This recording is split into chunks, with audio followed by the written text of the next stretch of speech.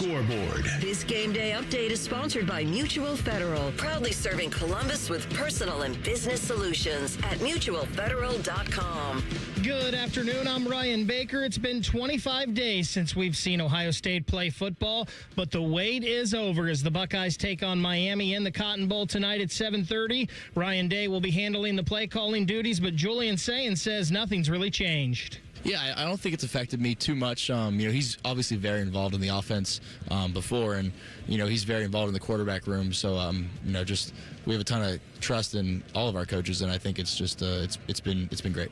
Iowa leading Vanderbilt 14-3 early in the second half of the ReliaQuest Bowl in West Lafayette. The Ohio State women's basketball team leads Purdue 74-45 late in that one, and the Blue Jackets hosting the New Jersey Devils at Nationwide at 7. Baby, it's officially football time. This is the KeyBank pregame show, getting you ready for all things scarlet and gray. Leonard sails that middle of the field where it's caught by Greathouse. He's tackled at the 40. Tackled by Jordan Hancock and Ohio State. National champion. Here's DeVere Posey, Dane Sonsenbacher, and Matty Ice. Welcome in, Buckeye Nation. This is the KeyBank Fan Pregame Show. I'm Matty Ice, and the gang is back together. It's been way too long in the building today. DeVere Posey, Dane Sonsenbacher, two former Buckeye wide receivers. Fellas, it's been a minute. Happy game day. Happy New Year's Eve. Happy Stranger Things finale if you celebrate that in your household. Yeah, what's up with that? I saw people walking around with a bunch of Stranger Things yesterday. Yeah, I got a Stranger Things hat on right now as we speak. Yeah. I'm a little nervous about the finale tonight. It's 2 hours. Yeah, man, we really got to lock in. So it's a lot going on, man. How you guys been? How's the holiday season been? That's exciting, jam-packed filled with youth sports, and just when they're home all the time, it's just a lot. How much plastic did you get? We kept the plastic to a minimum. But it turned out good for them in terms of like share gifts and what they wanted. Grandparents. Yeah, DeVere and I were talking. What was that? That could have been our last show. Man, we haven't done this for a while. This reminds me of like the old before Big Ten championship days when you played Michigan, and it was like a month and a half until you played on like January 8th in some bowl. That's what this feels like. But yeah, we were talking about like Christmas coming up. What's going to happen? And you were just like, your kids are just about to get so much plastic from everybody, and it happened. It happened there? Yeah, but most of it was cool. It was a lot of trains, so they're usable. Okay. Yeah, and they just pile up. They pile up. Over the years when they're done, like Toy Story really happens. They forget about the toys, and then it's just a pile of plastic. That's speaking of Toy Story. Good I told you I'm going to Disney tomorrow. Oh. And Toy Story is going to be a main stop for us. Okay. Yeah, my little man loves Toy Story right now. So you're a Buzz Lightyear guy, Woody guy. Oh, I'm Woody. You're a Woody guy. He's Buzz. Okay, fair enough. Okay, and that's what we were for Halloween, and we still. I'm going to try to call him Buzz until he. I want to make it all the way to high school, still calling him Buzz. It's like our little thing. Yep. Loves all the Toy Stories, but I actually got to watch it. It was a great breakthrough. He's turning 3 this month. When you got to a point where you could actually watch movies that you both enjoy, it's been amazing. So I like steer him toward those, and I've watched all the Toy Stories now. How many are there? There's 4. 5 is good. 4. 5's coming out or already came out? I'm sorry, 4 is good. 4 is good. 4 is good. A new one releasing this year. Okay. Yes. Yeah, in a couple months. Yeah. But I only really rememred in parts, but now I've got them down, and I've seen kind of the whole story. It's really good, man. Yeah. Toy Story did it right. Yeah, they did. It's a good series. So yeah, they do. You're right. Andy does forget about the toys, but there's still a good character arc to this. Okay, good. I'm glad you guys had a good holiday season. I mentioned to Dane before we came in here, I said I may owe you an apology. I'm not sure if I do or not, because on one of the shows, with AR and I and TLC, John Gruden came up. And I can't remember why he came up. Maybe it was part of the Michigan stuff that maybe he was a name they'd be interested in bringing up to Ann Arbor. And I said, I can't remember exactly who the guy was, but I remember Gruden loving one guy's name when he played in the league. Yep. And people were coming after me and saying, how do you not know that was Dane? That it was Dane. But here's the thing. I remember the game being in Atlanta, and I said, I swear it involved the Cincinnati Bengals. And so I think I may owe Dane an apology because I should have remembered that was you, and then we played the clip on the show. So do you feel like, as my boy, that I owe you an apology for not remembering that was you that Gruden was loving. No. Okay. No, I actually think that makes us. That's a good thing for us, because that doesn't put you on like you didn't remember me like fan level remembering me. That's good. Like our relationship started when we actually met, and that's just a fun coincidence. Yeah. But yeah, a lot of people do put the name together from Gruden. He really. Yeah, he was going in with the Suns and Buckeyes. He caught us in like He loved it. Yeah, he did the quarterback camp with Terrell. That was the first time he did it, and then he got me in 2 preseason games, I think. And that one I had a punt return, humble brag. Yeah, and that's why he was He had a pick that game too. pick in that game. Didn't you have a pick too? In my NFL career, I did not in that one. Yeah. That was in a regular season game. Gotta always remember those random facts. Yeah. Because that's No, I remember random facts too. Your middle name is Stewart, that's on the radio, man. so that's a thing. That was on the radio. Said that into a hot mic. Yeah. Is this thing on? Oh, we started. Is this thing on? Radio. Is this thing on? Yeah. And so I mean, you guys mentioned the break. Like it's been a while for these guys, right? And this is opposite of what happened last year. They had the chance to get going right away at home against Tennessee. Now here you are with the break away from obviously your own venue. I heard Mike and Tim and Nicole talking about it. Would you guys want to see all these games leading up to the national championship being at the home site, at home sites, or do you like kind of where we are with the quarters, semis, and then the natty being away from home venues? I've heard arguments for both. I was if you'd asked me last year, especially after the Tennessee game, or even after the season last year, I was like, yeah, as many home games as you can. Like this is really cool. The problem I think you get, like the pushback to that, which I can understand, is college more than anywhere, and maybe it's an incentive, but college more than anywhere, home field advantage is a big thing. Like the NFL, it's big, but it's not like college can be a detrimentally harder to play at a certain place. So I think if you're trying to get like, hey, we want this to be like a true talent tournament matchup, we can do first round there. We'll give you your home field advantage first, and then we'll go ahead and go to the neutral sites. I would like to see more of them. I mean, if you expanded, maybe you get rid of the bye and just do all the first-round games on campus, because that's one of the most interesting things I'm looking forward to about this weekend is, like, last year, anybody who got a bye lost. So it's like, I'm interested to see, is that going to be a continued trend? It is hard to have that layoff. And it's one thing, like, when you're playing a bowl game, like, a decade ago when your opponent also took that break. But the difference here is you're playing a team that played last week. It's like there's some rhythm to that. That's like that's a real thing in college, and a lot of these teams. They weren't in too much rhythm though. The rhythm was kind of like that Texas A&M Miami game. It was. Well, I mean, I should say they got tackled for real. Yeah, they had some pads. They got tackled for real, and a lot of these teams and matchups, like you're not going to have a half to get warmed up. Like a lot of these matchups, if you are not ready and you put yourself behind, like a lot of these teams did, like Alabama did in their first round game, you're not going to have time to come back in this particular round. So. Yeah, I don't know. The campus games are awesome, but I see the argument to not have them. Obviously, money's always going to be the decider there, but either way. What do you think, Depot? Yeah, no, I think neutral sites from a competitive standpoint, like Dane is highlighting, it's the reason for this. But I do, from a fan's perspective, it is unnecessary expense-wise for bowl game trips. I mean, like you think about the run we did last year. I know a lady who went to all of the games, and she was just like, I'm packing my bag for this last one, and she was just broke. Yeah, it's just. I mean, it was such an unexpected expense because we had a home playoff game all the way to Natty, the longest route possible. Well, if we'd have had a Big Ten game, then it would have been even longer. So you think about this year, and it kind of evens out because we got the first round bye, but we had the Big Ten game. But it's the same amount of travel all the way to the national championship, and you just wonder, like, who's really winning here? Like, is it really about a neutral site or? No. Right. I was towing the company line, man. Yeah, it's about what Dane mentioned. It's about the core. You be the realist. I'll be the neutral site. You can be like, no. Bad cop on every subject. Well, but I mean, you hear it a lot more now that we see behind the curtain more in these last 2 years than any other, like where the money flows that people have been forced to explain. And in the powers that be mention these strong relationships with bowls so often. Like our long relationship with the Cotton Bowl and the Rose Bowl and the Sugar Bowl in growing the game and the Fiesta Bowl. There's a lot more invested in these things than I think we realize. To just get rid of them. Could you move them? Maybe. Could you? I mean, there's things you could do. I think, yeah, the on-campus, in a world where you were like, okay, what if we got rid of that? Home field advantage for the playoff, get all the way through, and then we'll play the championship at a neutral site. Mm-hmm. I would be down for that too. But I think you got to, with all this, you got to kind of deal with where we're at. I agree. What's realistic with where we're at and everything that's moving.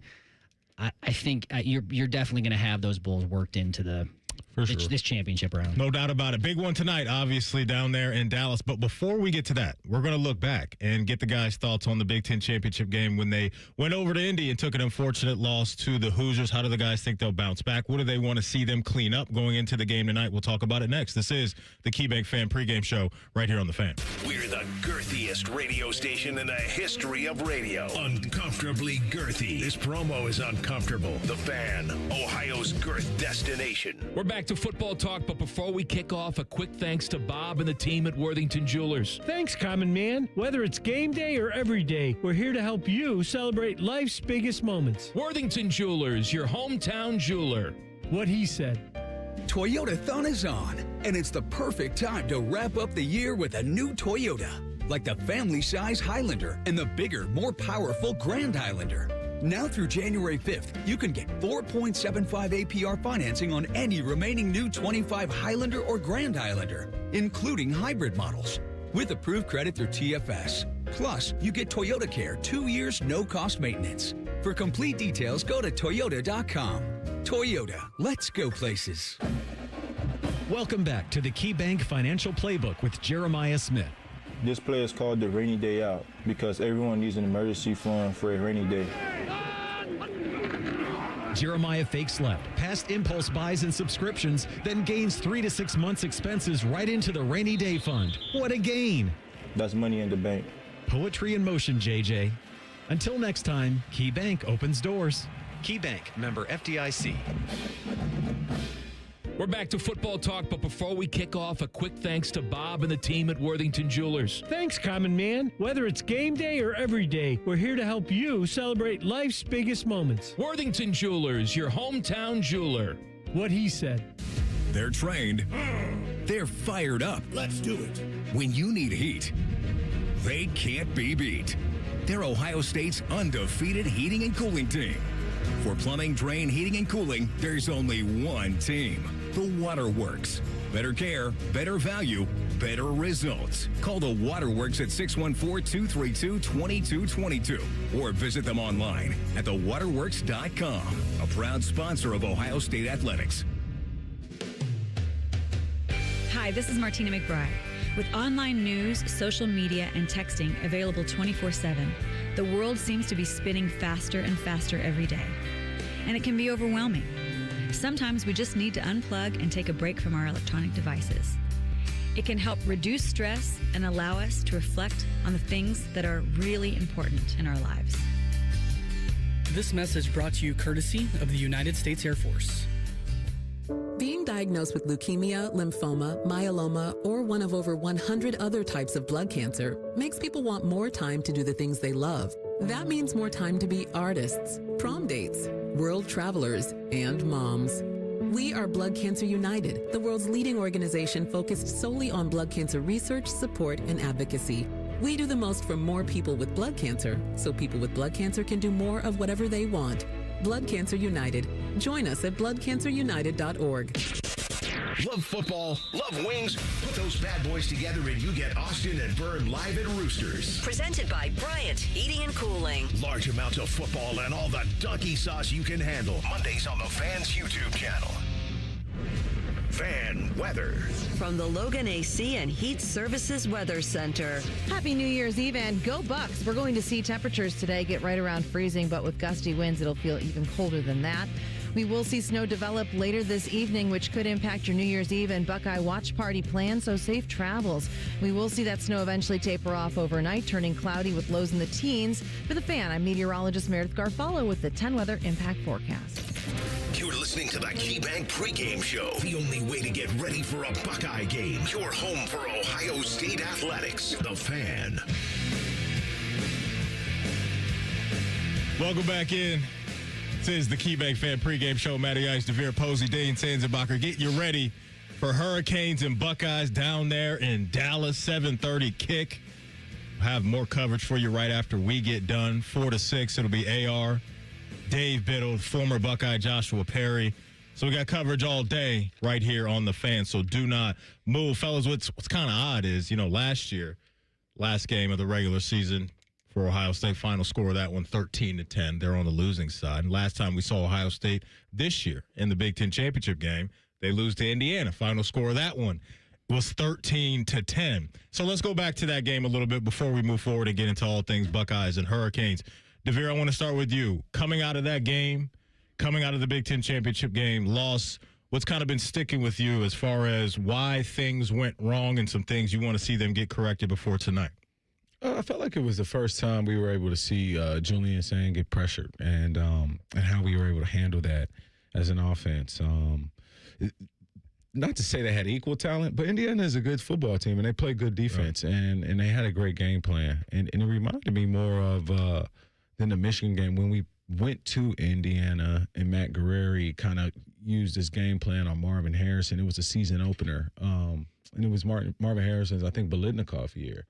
And they were just able to kind of give us a shell and just kind of stagnate us and get to our quarterback and disrupt Kyle McCord at that time.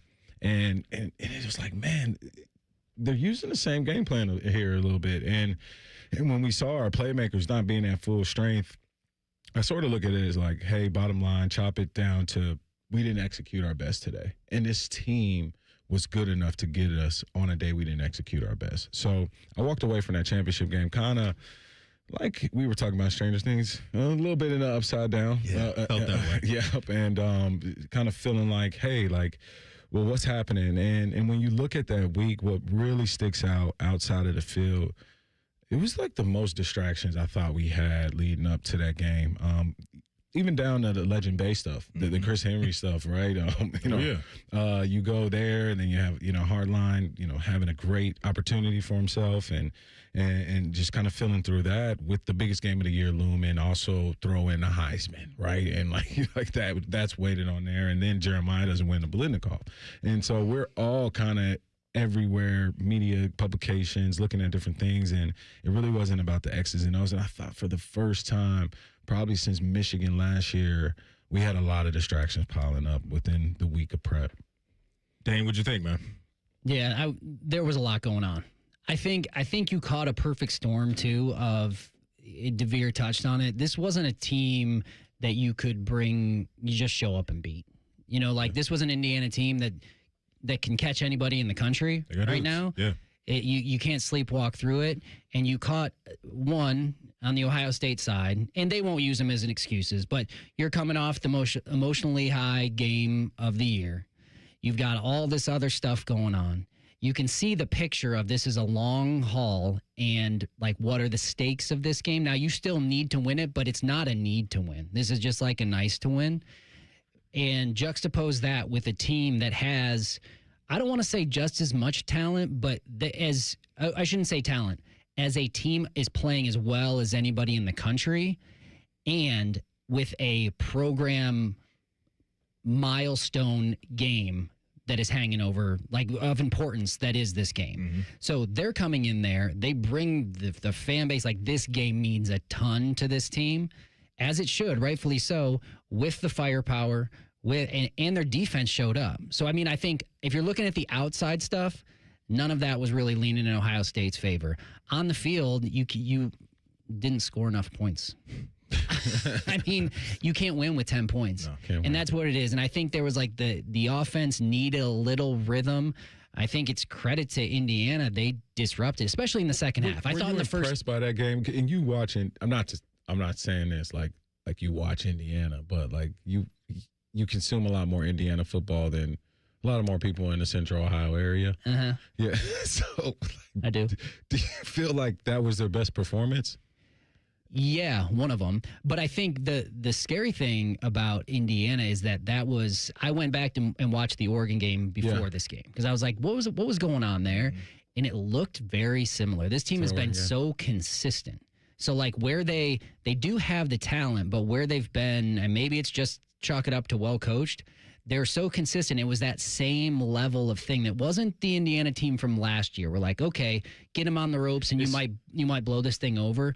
No, you're just gonna have to beat this team by a little bit. They got belief now, too. I was gonna say they have the Heisman Trophy winners. That's the difference. They have belief too, and you mentioned in the game we're talking about, Mendoza made some key throws late, right? I mean, to your point, they didn't run away from Ohio State, but when they needed him to step up, he delivered, right, and really was dotting up some of those throws. You touched on it down there in the trenches. Wasn't a good day for the offensive line. We'll get into that with Miami, what they're bringing to the table. And then you mentioned 10 points, right? You had 4-12 on third down for Ohio State.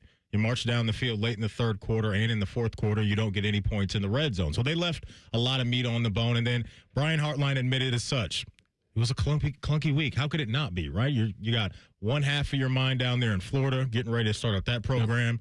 The other half of your mind here, and that half is kind of split with the game plan for Indiana and the whole Chris Henry and all the recruiting stuff. So, yes, look, nobody's really going to make a ton of excuses for Ohio State ever, and they shouldn't. And those guys didn't. But I think those are realistic, and you can wrap your mind around why the performance kind of looked the way it looked, while also giving credit to a really good team in Indiana. Yeah, and I think I think that was the big takeaway. At least the feel I get from Ohio State fans is like, yeah, this was a good team. Like Indiana, this is a legit good team. I think Ohio State, like nothing was alarming to the point of like, okay, you guys got blown off the field, or how did you lose that game that you weren't supposed to? I mean, this was a 1-2 matchup for a reason, and you can't you're inside the 10 or your own 15 twice and come away with 0 points. No field goals, on your knees down on the sneak. You lose it there. You can't hold them down there. There's a lot of things piling up that you can't do in a 1-2 matchup. But if you're going to say like, okay, we roll through an undefeated season, had a great year, beat Michigan and lose in the Big Ten championship by 3. Yeah, we are within our right to pick at that, but it's not the worst place to be going into the playoff. And then also, I was at the game, so because I didn't get to do the show, and so it's no Kurt Herbstreit. Oh, you were here? Yeah, right. So I'm sitting there like, oh man, Ryan Day's calling them plays, and not really having the prep of being in here and kind of thinking about that, watching the game. That hey, Hartline's busy, he's calling the plays, and so for me, I'm looking at our season low in terms of Ryan Day calling the plays, and you just wonder if short week prep, obviously with this time frame, we saw.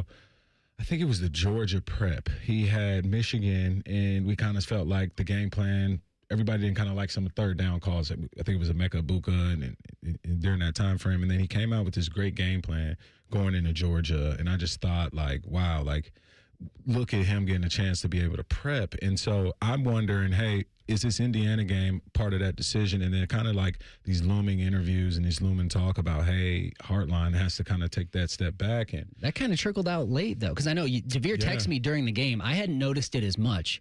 Right. But he was like, hey, what are you watching this? I think Day's calling the plays here. And I don't know if they've talked about it or they've admitted who was or they were sharing duty. I'm sure on some level, because it was such a clunky week, it was all hands on deck to call plays here. Right, yeah. But as I'm watching it in the second half, I'm like, yeah, he's pretty invested in these plays on a play-by-play basis, and you hadn't seen it. So I'm not saying it was a difference. It was a change. There was clearly the offense wasn't as clicky, and play calling like anything else. It was maybe even more. It's rhythm. It's rhythmatic. Yeah. And honestly, and I know it's like a collective all week. Like, I want to be clear. Like, we're not saying that one person is in a room and it's like, hey, I got the magic sauce and, I'm going to call it the secret codes on game. No, like, everybody has putting ideas on a whiteboard, but like decision time, third down situational, like one person kind of has to make that call. Well, so in all it is by. It's weird. There's a lot of it in my experience. There's a lot of unspoken too. Like when you say like, okay, on to offensive coordinator. Yeah, but that means a lot of different things on any team. Like how plays get called from one team to the other is so different. Like how much did Tressel weigh into the play calling? Was he the offensive coordinator? Yeah. No.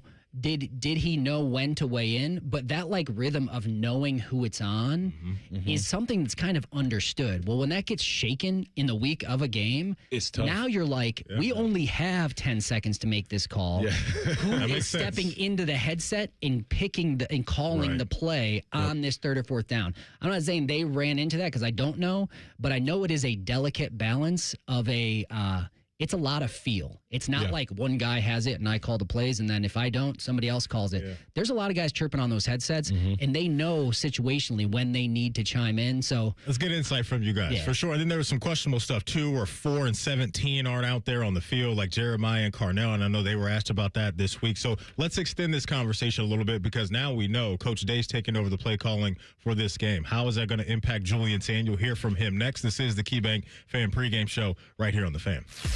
The radio couldn't contain us, so we've taken over YouTube. Catch Morning Juice weekday mornings at 6 by searching 971 The Fan. Do it. Drive through football season with style, comfort, and confidence. AR here and my friend Rich Newsom and his team at Germain Honda of Dublin have more than 500 new and pre-owned cars to choose from. And the best service team in town on Sawmill Road, just south of 270, and GermainHondaofDublin.com. Hey Columbus, it's Lorenzo Stiles Jr., Ohio State student athlete. Football runs deep in my family. My dad played here, and now my brother and I are proud to carry on that tradition.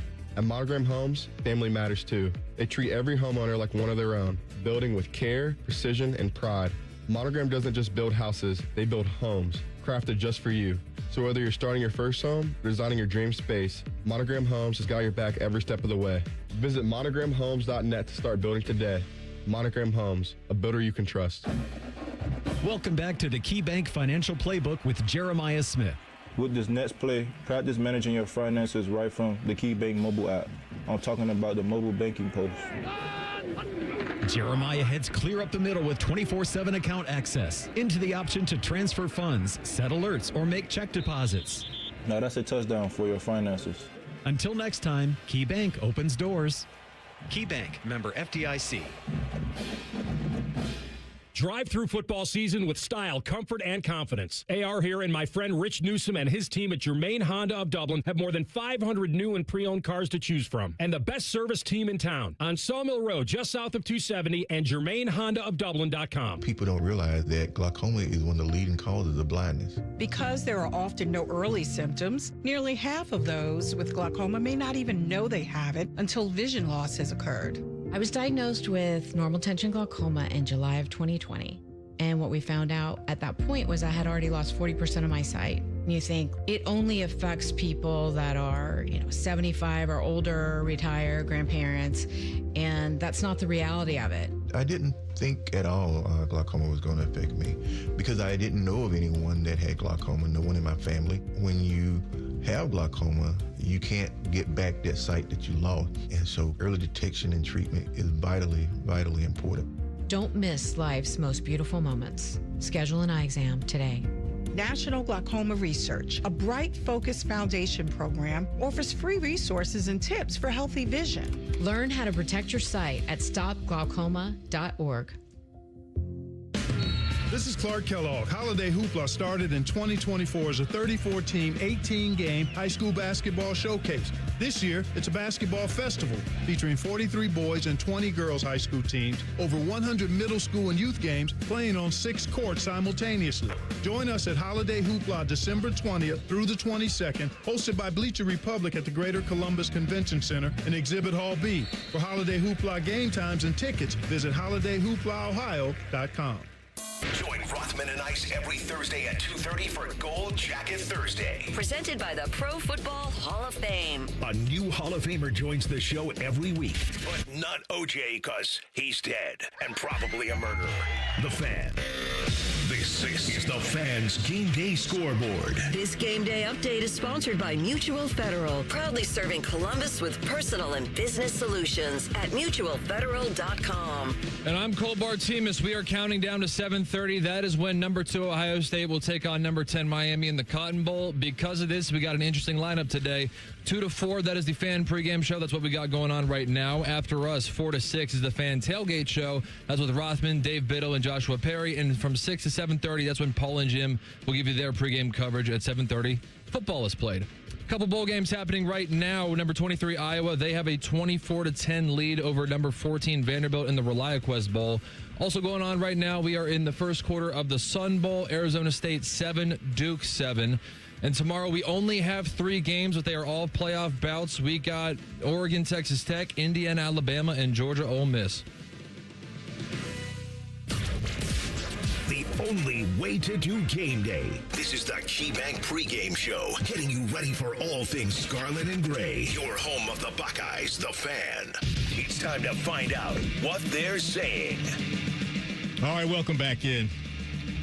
This is the KeyBank Fan pregame show. Devere Posey, Dane Sanzenbacher in the house. I'm Matty Ice, Buckeye Nation. Thanks for joining us. Happy New Year's Eve.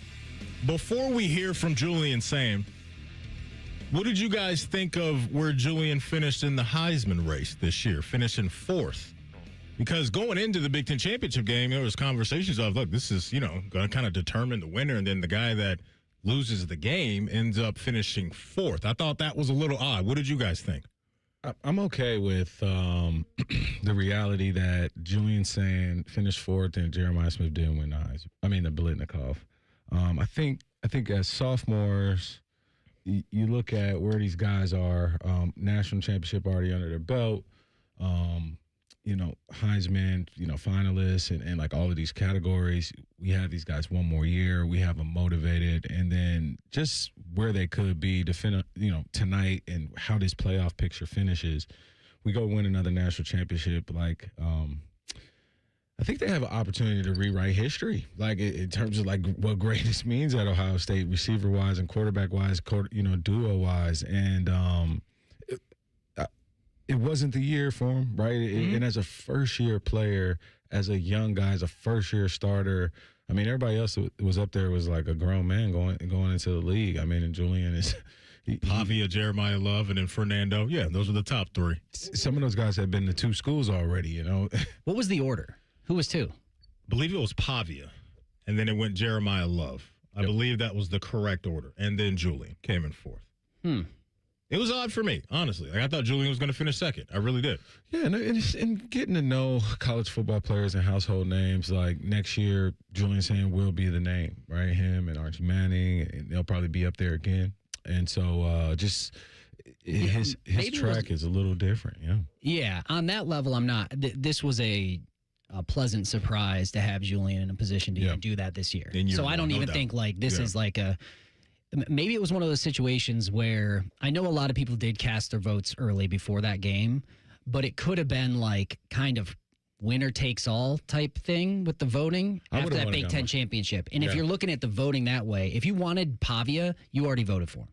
If you were voting Jeremiah Love, you probably already did. You shouldn't be voting before that game. But people do. Right? People do, right? I would get my vote off. They do, but I you would get my vote off before that game. You would? Yeah. Why? Because I think it's like regular season. I would You should know what you need to know by then. Seal it at regular season. I think when you had, in this scenario, 1 versus 2, the 2 best teams in the country, and I think it was really close, at least numbers-wise, going into that game, I would have waited. I think you need every bit of evidence you can get. But with the gap of the Heisman voting, even if Ohio State wins, I still think Julian comes in 4th. No, I think he wins the Heisman. If he plays well and Ohio State wins, I think he would have won it. I don't know if that win would have had that much weight on taking out Indiana, and he plays well. I think that would have done it, Depot. I don't know. Maybe it was a media creation, but then again, the Heisman is a media-driven thing. And it's regionalized, too. To your point about Pavia, you got all the SEC voters down there. So it's nothing. Yeah. Like Dane said, I think that's the most important thing. And there's a piece of it that is story, too. And objectively, Julian had the least story to his thing. To his pitch. Yes, it's cool that he's on a great team, but anymore, there's more of a twist to it. How the voting shook out, I could totally see how a bunch of people are watching it. It was clear after that game was over, if you had a vote, okay, you were going to give it to Mendoza. Not that Julian played bad, but you're like, okay, this had all the markings of Heisman moment. You led your team, what it meant for the school, and then all those go to him, and then Julian's just left with the remainder. Yeah. But on another level, it's like Mendoza had the Oregon win. Penn State drive. Even though the Penn State drive was one they shouldn't have been in, had it, and people like to see it. Yep. They had a great season and an all-time program season. He earned the heck out of it. Pavia also all-time Cinderella program season, and really like is he as talented? But it's never really been that. Like what he did is a great story to like put all the programs he was with. Where was he at? New Mexico before that? Yeah, did the same thing there though. So it's like dude is an all-time college player. Diego Pavia, like him or hate him, most people don't. But but it's like it is what it is. And then Jeremiah Love and Julian Sander. It's not the coolest. We're in Columbus, so we're rooting for him. Mm-hmm. But it always feels like there's that piece to the Heisman that it's got to feel right. I think it's got to like feel right. And I don't know if him winning that game would have been heavy enough to sell the story. Like just to sell the story. But I don't think it was about story though. I think at that point it was just about ball. I think Julian would have earned it as the high. I think Pavia probably wins if Ohio State wins that game. Really? Because I think you take enough away from, or maybe even Jeremiah. I think you guys are kind of not underestimating what Julian did, because obviously you guys know how good he was this year, but the team that's number 1 in the country, they go undefeated, beat their rival, win the Big Ten championship game, take out number 2. That to me is he has the numbers to support it too. Leads the country in completion percentage, has 5 interceptions on the year. Like I don't know how is that not the Heisman winner when Pavia's team lost 3 games this year? Like to me, I would have felt bad giving it to Pavia over Julian if I were a voter. If they would have won the Big Ten championship game. I just feel like the season, the body of work, like Dane's talking about Penn State, the Oregon game, it being Indiana's, most winning, You guys are talking about emotional ties. No, I'm on the heart that led to the vote. No, I'm saying the Heisman Trophy winner, regardless, normally in the back when we played and how traditional bowl games calendars fell, the season was sealed, and in most conference games, really didn't have an effect on the Heisman Trophy at all. And so if I look at it like sealed the season, I don't think that game. I think in our mind as Ohio State, we're trying to like propose that this game was for the Heisman for Julian in terms of our Heisman campain for him. But I think that was the narrative, though. It wasn't just a Columbus thing. It has anymore. Like it has become on some level like it's the quarterback on the best team is usually your Heisman frontrunner. And that would have been, if they beat Indiana, that would have been the quarterback on the best team. But we also know, like, the term Heisman moment is its own term for a reason, that it's like it sticks with enough people on a national spotlight. And could you name Julian's for me? That's what I'm saying. That's not fair. Maybe but I'm Michigan saying game, like the Michigan game, but it wasn't absolutely. It wasn't a weighty enough win. It was weighty and like for us from the last 4 years. I disagree with how he started the game. He threw a pick and the way he came back in that game. Like that was on the road. Like that's for real. I get what I'm saying. Like from the a standpoint of like a BCS standpoint. Like it's not weighty numbers wise where they were ranked, but from it was the most viewed game this season. I think it was like 15 million people. Yes, and a lot of eyes were on this game, but it wasn't 5 versus 1 or 6 versus 1. But there is an interesting piece to it though, and you don't want to. I don't know how much it would be, but take personality into account. If Julian had Pavia personality, and same numbers, probably launches him. Probably launches. But you guys are bringing up stuff to me that shouldn't matter. Like now we're talking about the stuff that's not on the field. I agree, but doesn't it? Yeah, I don't know. To your point, we see this in other sports when it comes to award. There is narratives created in all seasons, right, around certain guys that have been close to winning. Like when Joel Embiid won his MVP in the NBA, he was kind of the not sympathetic MVP, but because he handled his business. But there was a lot of it's his time, like he's due. Well, who won for last the MVP, year? Right? Who won it last year? Travis Hunter. Right, and Colorado wasn't that good. Yep. He was impressive, but then who was he playing? Why Ashton Genty had you? Ashton Genty. That was my guy. Matty. He had like 8,000 yards rushing or something. Like that could, by the numbers on the field, that could have been it. But Travis Hunter was such a spectacle, and with that media machine behind it, it's like, now they weren't even in the playoff. They were in nothing burger games. And making a lot of plays, and Travis Hunter's a great player. And he did win the Biletnikoff. He balled. Like he earned it. Yeah. I thought with what he did, especially on offense. Yeah, I'm just saying there's a piece of it that it's got to it has to be it seems like, at least, it feels like you can recall, like, who was the Heisman that year, and you can get there. Yeah. For the most part, you can get there with, like, oh yeah, who won it that year, because they have moments that are like burnt into your brain. Go ahead, Debo. In Indiana's best college football season is burnt in everybody's brain. Yep. Okay. All right. Interesting. I'm glad I brought that up because I didn't know where you guys stood on that, but I don't know where I stand on it even after that.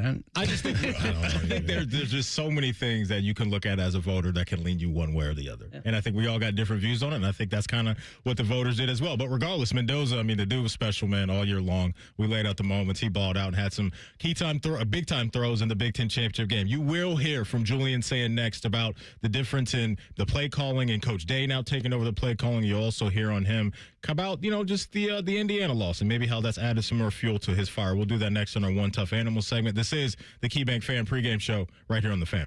If you've recently seen a photo of an older Baker Mayfield fresh off a bender, it's just Bo Bishop. Bishop and Friends. Weekdays from 9 to noon. The Fan. Need help recovering from the holidays? Get a holiday loan from BMI Federal Credit Union and choose your amount from $1,000, $3,000, or $5,000 with low fixed rates and no application fees. Visit bmifcu.org/holiday loan for details. Toyotathon is on, and it's the perfect time to wrap up the year with a new Toyota. Now through January 5th, get 2.99 APR financing on remaining new 25 Tacomas. Excludes TRD Pro and Trail Hunter. Or lease a well-equipped 25 Tacoma SR5 for $259 a month for 39 months with $39.99 due at signing. With approved credit through TFS. Tax, title, and license extra. Call 1-888-36-TOYOTA for details or go to toyota.com. Toyota, let's go places. They're trained. They're fired up. Let's do it. When you need heat, they can't be beat. They're Ohio State's undefeated heating and cooling team. For plumbing, drain, heating, and cooling, there's only one team. The Waterworks. Better care, better value, better results. Call the Waterworks at 614-232-2222 or visit them online at thewaterworks.com. A proud sponsor of Ohio State Athletics. Hey Columbus, it's Lorenzo Styles Jr., Ohio State student athlete. It's football season, and just like on the field, success starts with the right game plan and the right team. That's why I'm proud to team up with Monogram Homes. They're the true custom home builder, bringing precision, creativity, and attention to every detail, just like we do on Saturdays. If you're ready to build, don't settle for standard. Go custom. Go Monogram. Visit monogramhomes.net to start building today. Monogram Homes. A builder you can trust. BMI Federal Credit Union has been voted Best Credit Union for the past 8 years in a row. With personalized service and excellent products, BMI FCU is ready to help with all your banking needs. Visit bmifcu.org to open an account today. My mom is a veteran and she was injured in the line of duty. I hurt my leg in a training accident when she was only 2 years old. She had 7 different surgeries over the span of 9 years, and there were tons of complications. I couldn't be the mom my kids needed me to be. She missed so much. After my last surgery, I got an infection so bad I thought it was going to kill me. I told her she couldn't leave me yet. There was still so much she had to see. I hadn't even graduated. I'm doing much better now. I may have lost my leg, but I've gained so much. I'm an active part of my kids' lives. She can kick a mean soccer ball. DAV's been there for me and my family. Through thick and thin, they've had our back. Every year, DAV helps more than 1 million veterans like Sandy get the health and disability benefits they've earned so they can achieve victories great and small. My victory is getting my life back. I got my joy back. We got our mom back, thanks to DAV. Support more victories for veterans. Go to DAV.org. The Buckeyes are back in the playoffs, and the Fan and 10 TV are back with Chasing the Championship. Sponsored by Logan Services. Keep it locked on the Fan, 10 TV, and 10 TV Plus, your home of the Buckeyes. The Fan. All your favorite fan shows are available when you want them. Head to 971thefan.com and hit that subscribe button. The Fan, Ohio sports destination. The ultimate way to get ready for another Buckeye victory. You're listening to the KeyBank Pregame Show. Proud to be your flagship home of the Buckeyes. The Fan. The Fan's one tough animal. All right, welcome back in. This is the KeyBank Fan Pregame Show. Matty Ice, Dane Sansabacher, DeVere Posey. Happy game day, Buckeye Nation. We're finally back. Depot, you got a one tough animal? Who you rolling with? It could be, look, somebody from one of these bowl games, somebody from the entire season. You can do what you want, man. Who you got? For me, I think I'm going to go with, when I think about this game, the fact that there are a lot of South Florida players playing in. I think it's over like 30 players from South Florida playing this game on both sides of the ball. I'll take our South Florida players over anybody on the field, though. And the one South Florida player out of all of these guys in their time was Mr. Football and Gatorade Player of the Year, and that was Brandon Ennis. And I think just the season that he's been having as a leader and a captain, obviously, you know, he shares the ball with Carnell Tate and Jeremiah Smith. But at some point, if you're Miami, you say, hey, you know, these guys, they can't beat us, and Brandon Ennis has to be that factor. And I think this is his game. This is the Brandon Ennis game that he's able to stamp it. Obviously, we love the things that he can do in traffic. And honestly, the way Miami plays, they give a lot. They're not man-pressing teams, so just like they play off. So, and with Jeremiah and Carnell, you're going to play off. So a lot of that underneath space, over routes, you know, think with the linebacker, seeing where we can play at. If we aren't in big coverage for blocking, I think Brandon Ennis has a big game. He's my X factor. I like that call because there's going to be a lot of eyeballs on this Buckeye offensive line. We talked about the Big Ten championship game all season going into that game. That unit up front only allowed 6 sacks all season. 5 sacks from Indiana happened in four quarters of play in the Big Ten title game. So you're right. Like, you can get after that Miami secondary. You look at that SMU game, what Kevin Jennings was able to do with lesser weapons. If they can hold up, I think you're onto something. Those guys should be making some noise downfield. I'm going to the NFL for my one tough animal, and it's a former Buckeye because he's just been doing this all season long.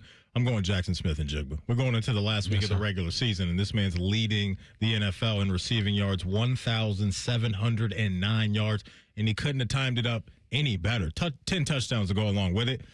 He's extension eligible this all season. What's the record, too, for the season? It's as far as touchdowns, receiving yards. Sorry, he has the franchise record this year for Seattle at 17, correct? And then he's pushing on the all-time list for best seasons, correct? It would not surprise me if that's the case. Because he's just been a model of consistency all year long, averaging 15 yards per catch this season. So he's going to get himself a huge bag this whole season, right? Because this is why they drafted him. Took him in the first round a couple years ago.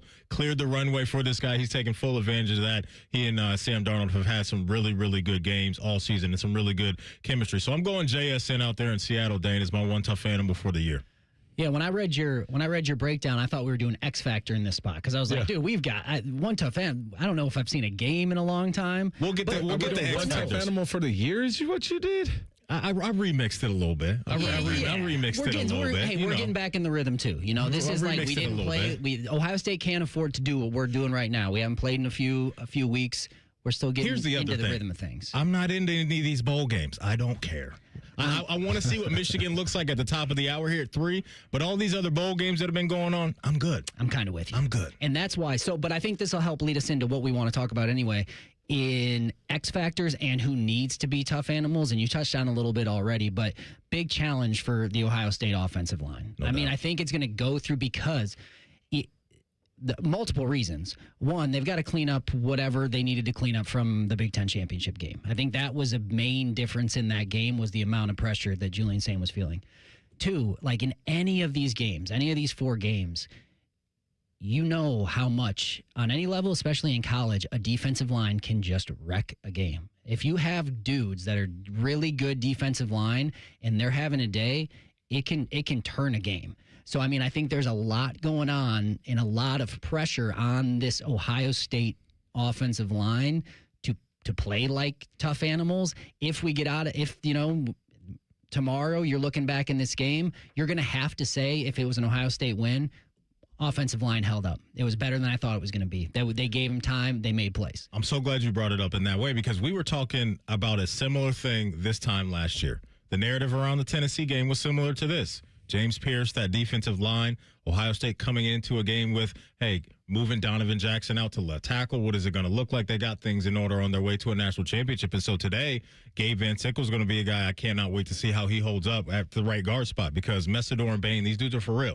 These dudes are absolutely for real up front. Let's hear from Julian Sain. We touched on it earlier. You guys did a great breakdown of the play calling and what it means and how you have to have a rhythm as a play caller and all those things. Here is the QB1 on Coach Day taking over.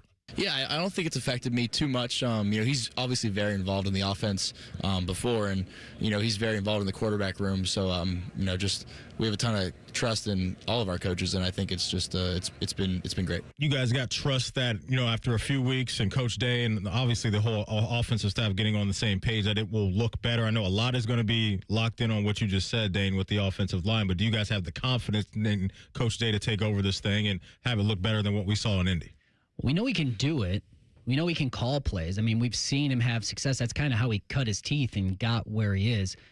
I don't expect the players to notice a whole lot. And I think I've talked about this before and how little, a lot of times these locker rooms, the players are so dialed in on what you're trying to do that you don't even notice big changes happening. Like I can remember barely blinking an eye when we switched quarterbacks, like when we went from Beckman to Pryor, and people on the outside would be like, their minds are exploding. Like, what are you going to, and then you got questions about it. And I was like, my route didn't change at all. That play, I have the exact same job on that. So quarterback, a little bit different, but I think they're so locked in, they might not. I think the important thing, and one that we won't know, is how this change gels within the coaching staff. Like, how can everybody get on the same page, get on board with this, and then how that looks on the field, and making sure that if there's any riff here or there, or it's a change, that doesn't trickle into the environment. Because I think something you did have last year going into the playoff, and you saw it at Tennessee and continue to roll, was a common chip on everybody's shoulder. Now, I don't want to say like you had to lose that Michigan game to make that run, but you at least had everybody had the same emotion. Everybody in the building shared that emotion. I don't think you want to get into a place where you're like, everything's getting pulled in different directions. People are thinking about other stuff. Somebody's not happy about this, and you just end up with a product that's like, what was that? Like, what are we doing there? That's what I think you need to avoid. We won't know until we start to see it on the field, but it's not really the players. They will be doing their jobs. I would hope that this staff is veteran enough and been together long enough that you can gel that you can be like, okay, here's what we're going to do. We're going to be pros, and it's time to start our season number 2 and make a run at this thing. Yeah, I think you think about the running back rotation, right? How Bo normally gets in, and then obviously the thing, when I think about that, in the goal line, we put other backs in. And then the rotation of receiver going on a deep route, coming off the field. Those inner workings, sometimes when coaches aren't there or present, can be a little discombobulated. And I think watching that in the Big Ten game, you can kind of say, hey, like, I even think I saw some plays where guys lined up on the wrong side of the field. And what you're saying is like, we've had time to kind of clear this out, air this out, fix what we need to fix. We have a lot of work to do in preparation for a good Miami team. And you kind of get excited to go into bowl practice and get healthy. If you have like a lower body injury, I know from Carnell Tate and Jeremiah's perspective, you have that game almost serving the same purpose that Michigan served last year as, hey, like, we were a bit clunky, guys. Let's admit it. Let's turn on the film, and for the first time, we're coming off injuries and we gotta fix stuff. So we have 3 weeks to prepare. So I'm not really worried, or I don't think the players are. I think they're actually more excited that they were able to look at the film in a better perspective on, like, hey, guys, like, we actually probably aren't as good as we thought.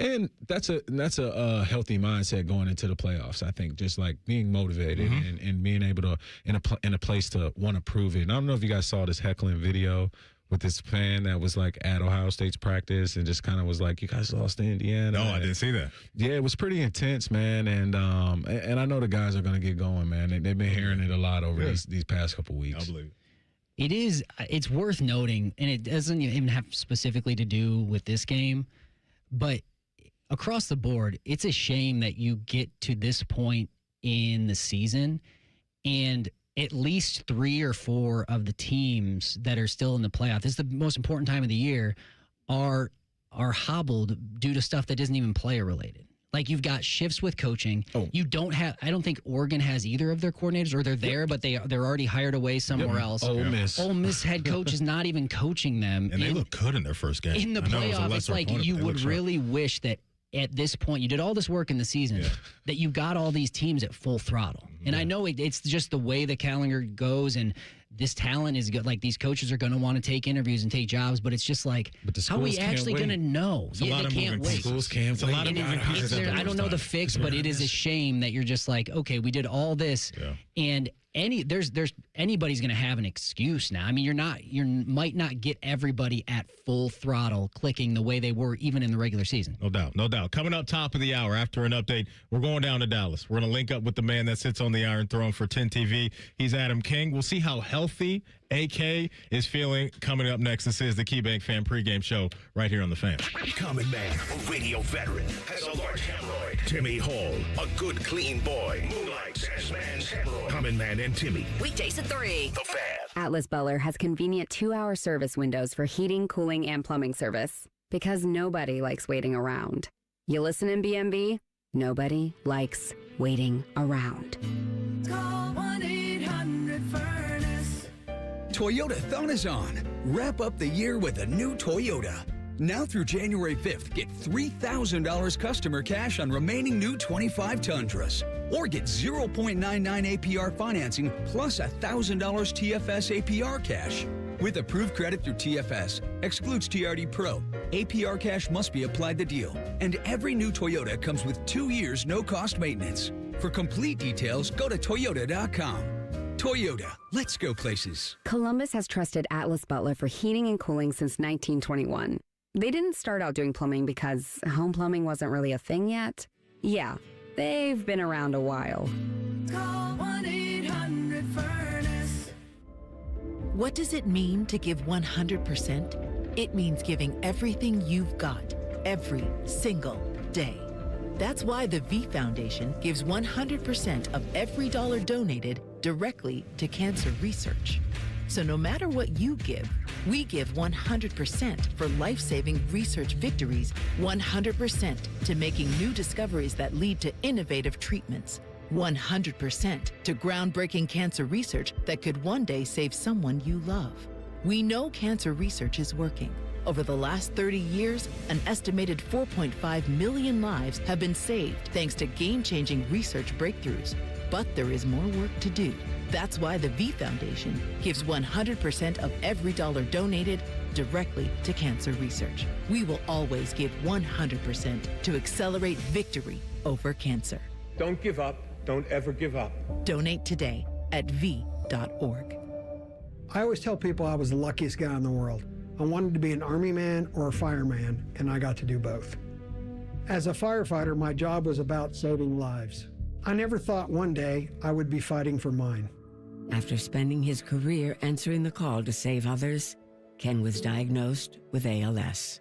Now he's facing his biggest battle, for more time. For 70 years, Muscular Dystrophy Association has been answering the call to help people live longer and more independent lives. MDA means to me hope. MDA is leading the way for people living with ALS, muscular dystrophy, and other neuromuscular diseases by accelerating research, advancing care, and advocating to empower families like Ken's. I wouldn't be living as good of a life with ALS if it wasn't for MDA. MDA is helping people live stronger and love longer.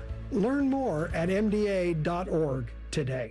Broadcasting from the Lindsay Honda Studios. Honda makes the cars, Lindsay makes the difference. Visit lindsayhonda.com. WBNS-FM, HD1 Columbus. This is the Fans Game Day Scoreboard. This Game Day update is sponsored by Mutual Federal, proudly serving Columbus with personal and business solutions at mutualfederal.com. Happy New Year's Eve. I'm Jacob Reimer. The long wait is finally over. After a long 24 days off, the Ohio State football team returns to the gridiron, beginning their college football playoff against Miami in the Cotton Bowl. Kickoff tonight is at 7:30. Paul and Jim get their coverage started here on The Fan at 6 o'clock. Other bowl games going on right now. Iowa leads Vanderbilt 31-24 in the fourth quarter of the ReliaQuest Bowl. Arizona State and Duke are tied at 14 in the first quarter of the Sun Bowl. Starting here at 3 o'clock, Michigan takes on Texas in the Citrus Bowl, and Nebraska squares off with Utah in the Las Vegas Bowl. They get kicked off at 3:30.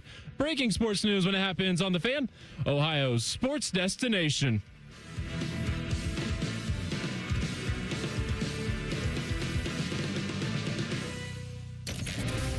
listening to the KeyBank Pregame Show, the only way to get ready for a Buckeye game. Your home for Ohio State athletics. The Fan. Welcome back in. This is the KeyBank Fan Pregame Show. Buckeye Nation, get you ready for Ohio State and Miami down there in Dallas. Buckeyes fellas been favored around kind of 10 points, 9.5 points, depending on where you look. So Vegas thinks this could be a bit of a comfortable day for the old Scarlet and Gray. We're going down to Dallas right now and linking up with the man that sits on the Iron Throne for 10 TV. He is Adam King, a Cave. Happy New Year's Eve. How are you feeling? We talked to you early in the week, and I know it was a little dicey. Is it fair to label you a game time decision right now? Listen, I'm never a game time decision. I'm always full go. All right. You know, Monday was an anomaly. It'll never happen again. I can promise you that. Okay. Well, it's good to hear from you. Working. Yeah. You gotta take. Yeah. Hey, Adam, I wanted to ask you. I know Dallas is our second largest Ohio State alumni base. Are you feeling the Buckeye love down there from all the Cowboy Buckeyes? I will say there is a lot of Scarlet and Gray down here. It's been good to see, although I just went into a Walgreens and one guy was like, I haven't seen any Buckeye fans this whole time. It's been all Miami fans. And I'm like, that's ridiculous. Maybe this is the only place that they go, because everywhere else I've gone, it's been nothing but seeing Ohio State fans around here. That will be the interesting thing to see in this one, because I think we don't know how the fan base is going to shake out. It's going to be different every year. How many guys travel down there? So that'll be one thing we're looking for. Aside from the environment, and we know it won't be a true home game for either. What are some of the biggest keys you're looking at? I know, Adam, you've been with the team a little bit. We haven't seen this team play. It feels like in forever. What are you hoping to see, or what's like a main key you're looking at in those first couple drives to know which Ohio State team we're getting? I want to see the tempo. I want to see the pace at which Ohio State's offense comes out here and attacks. I think that is going to be very crucial to them walking away with a win here, is to kind of ramp it up to that level that we know they can. I have been a firm believer that with Ryan very much involved in the play calling throughout the year, I do think sometimes it can slow it down a little bit because you've got to get approval from 8 different people. Now it's all coming from Ryan.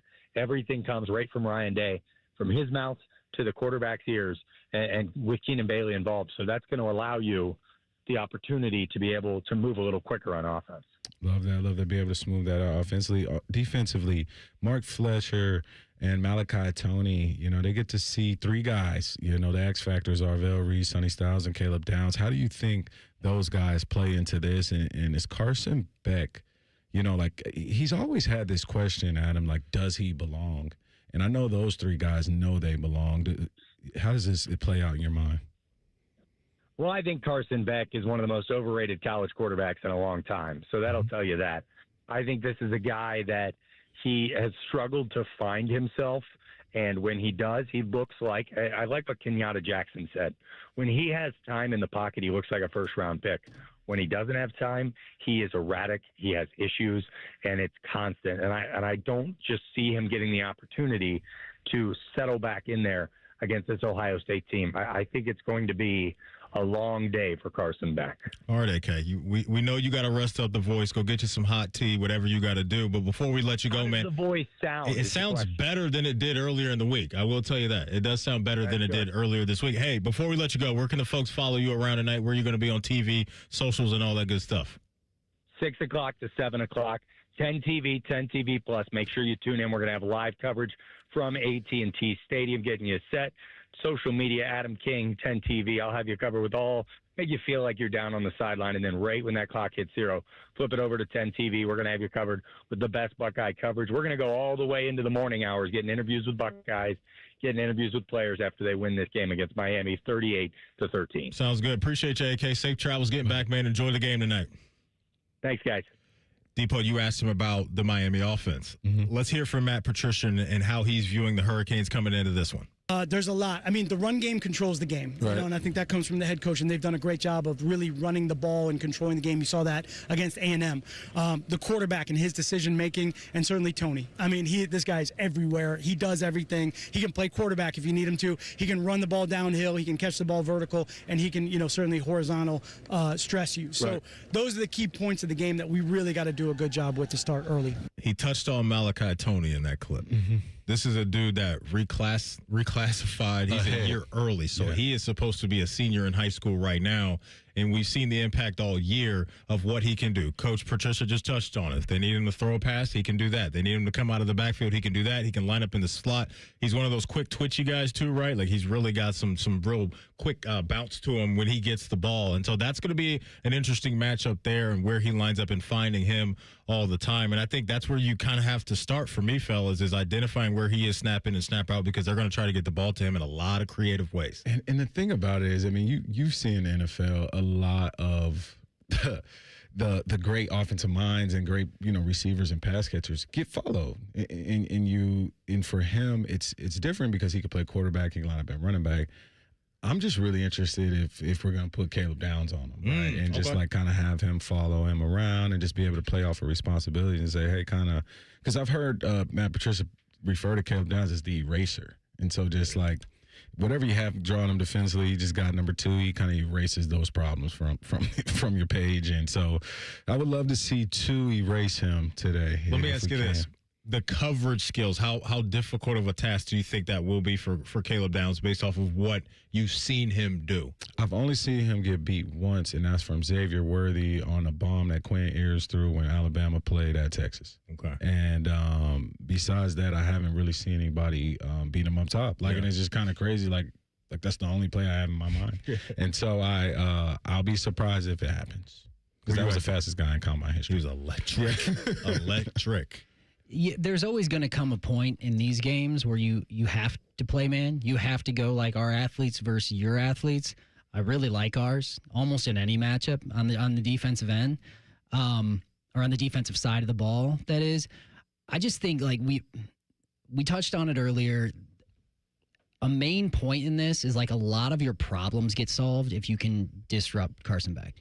Like a lot of the problems get solved of like matchups or any of that if you just get that D-line or some kind of pressure in the backfield. Easier said than done, but once that happens, everything gets easier. It doesn't become like who's going to win on an island, Tony or Downs. It doesn't become that matchup because you don't really want to be in that point if you're Ohio State. You want to like have this thing set up. You don't have to be cute or clever, but like they've had a great game plan for every game thus far. They've been lights out all season. Continue to do that, dial up the heat, and your problems get easier if you've got Carson Beck a little bit back there shaky. So I think that's the key, regardless of how man-to-man we match up on the outside or any other one-on-one matchup, safety running back. Let's hear from Patricia. Here he is, fellas, on his philosophy as a defensive coordinator. For me, it was just kind of getting here and taking a look at the guys we have and saying, hey, what does this guy do well? What does this guy do well? And how can we put those guys in that position to play fast and aggressive? And that's all I really want them to do. I probably teach in a little bit of a different way. It's more conceptual so that the pieces can move around a little bit. But I think for the players, it was just I just want them to go play fast, play aggressive. And so I took a lot of time in the spring of studying. Before we did anything, it was just like, let me really study these guys and figure out, hey, if this guy can do this guy can do this, or we can move this guy in this piece over here. And they've just gravitated towards that. And like I said, we've just built the Buckeye defense. I think for me, it's really grown through the course of the year, and that's the fun part about it. It's a blank canvas, man. We go out there, hey, you got the calls, you guys go. I don't play, I'm awful. You don't want me out there. You guys go play, make things happen, and that's what they've been able to do. Depot, what do you think of that? I'm happy that I think this interview should be timestamped, put in a time capsule and like locked away for Ohio State football history, because for the first time I've heard a coordinator say, hey, like I teach differently. I teach conceptually that the pieces can be interchangeable. I studied this guy these guys understand what they could do skill-wise. Yeah. And so I kind of put this in concept-wise, and they can kind of interchange and you guys go play. And I think you mix that mindset and that concept of smart football players with their head on straight who are uber talented first-round picks with the experienced coordinator. You just don't have that much mixture of, defensive mindset and experience with potential and talent ever in Ohio State history. Like, I mean, I love a lot of our Ohio State defensive coordinators from the past, but I don't know if, many of those guys had got to play with this amount of talent in the back end. And so it's just like, it's kind of good to hear that, because I was wondering when you say blank cabinets, because I've never seen a defense like this before. And I say it from like a standpoint of like truly like I've spent hours just watching film, man. And I think like you see different talented players. Like we played against, You're watching film? Bro, we put in a lot of film. Like you know what I'm saying? Like we've watched I thought film. you were watching film. I haven't watched film recently, but when I watch Ohio State, I watch a defense that I couldn't imagine as a player preparing for. Like, you know what I mean? Well, listening to him talk, it sounds like too, this is something that would take a whole lot of experience, which Matt Patricia has, like a whole lot of experience and knowledge in defense to come in, and it's rare on the college level. Guys that have a defense have a style. They have a defense. Like, this is my defense, and I need to teach it. Yep. It sounds like he came in and said, like, I can kind of do whatever. Let me have guys do what they're good at. And then it's hard to pin down a defense like that, because you're just like, what do you say this defense is? What is their stronghold? If everybody's just doing what they're good at and you can find a way to make it mesh, well, then you don't have to play reaction to every different offense that comes to the table. You're just like, oh no, this is a scheme. I'm teaching how did he put it? Not theories, but I'm teaching concepts. Yep. And putting guys in spots where they do what they do well, and it's become what it looks like on the field after a full season is just like consistency, because you have guys doing what they're comfortable with and what they're good at consistently with different opponents.